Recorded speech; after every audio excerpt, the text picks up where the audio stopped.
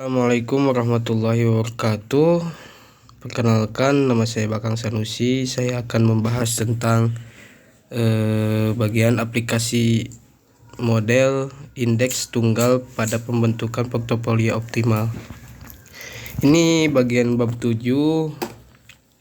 Adapun bagian pendahuluan, penentuan portofolio yang optimal merupakan hal yang sangat penting bagi kalangan investor institusi nasional. Walaupun investor individual, portofolio optimal akan menghasilkan return yang optimal dengan risiko moderat yang dapat terlebih dahulu. Investor seharusnya menentukan portofolio yang efisien.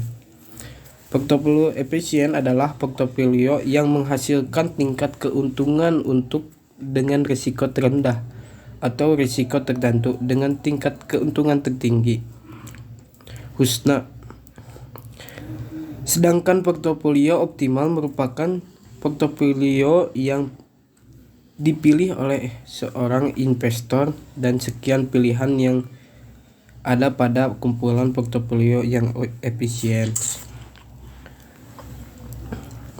Tinjauan pustaka. Markowitz mengembangkan model indeks untuk tunggal sebagai penyederhanaan dari main French model yang berusaha untuk menjawab bagaimana permasalahan dalam penyusunan portofolio. Di antaranya adalah terdapat bagian banyak kombinasi aktiva berisiko yang dapat dipilih untuk disusun dan dengan menjadi satu portofolio. Dari sekian banyak kombinasi yang mungkin dipilih, investor rasional pasti akan memilih portofolio optimal. Adapun excess return to beta atau bisa disingkat menjadi ERB digunakan untuk mengukur return premium saham relatif terhadap suatu unit risiko yang tidak dapat didefinisikan yang diukur dengan beta atau disebut REB. Menunjukkan hubungan antara return dan risiko merupakan faktor menentu investasi. Keterangan ERB excess return beta saham, IRI expected return saham, RF sama dengan risk free return of return, B beta saham I. Sedangkan cut off atau bisa disingkat menjadi CI merupakan nilai C untuk saham KI yang dihitung dari akumulasi nilai-nilai IAI sampai dengan AI dan nilai-nilai BI sampai dengan BI. Nilai CI merupakan dengan varian yang aktivitas individual terhadap variance error saham. Keterangan ini sama dengan realized return pasar atau bisa disingkat IHSG.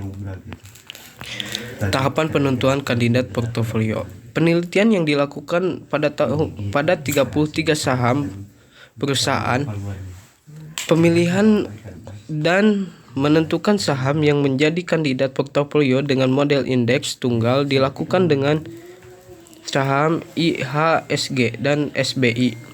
2. Selanjutnya menghitungan relative return, return menghitung alfa, beta dan error masing-masing saham.